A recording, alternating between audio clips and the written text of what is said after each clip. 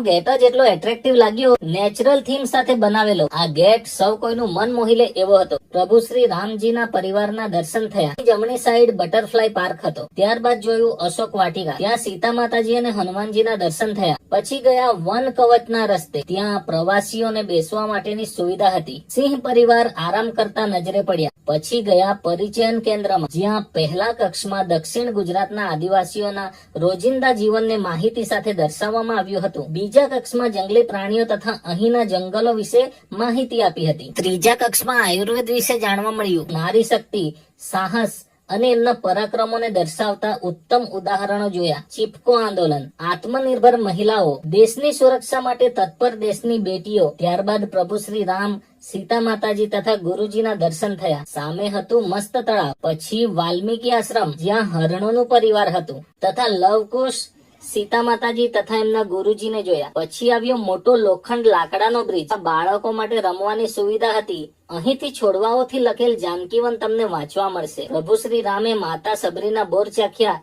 એક ક્ષણને અહીં નિહાળી શકશો. લેપડ ચિત્તાનું કપલ બેઠું હતું. નવગ્રહ વન, નક્ષત્ર વન અને રાશિ વન.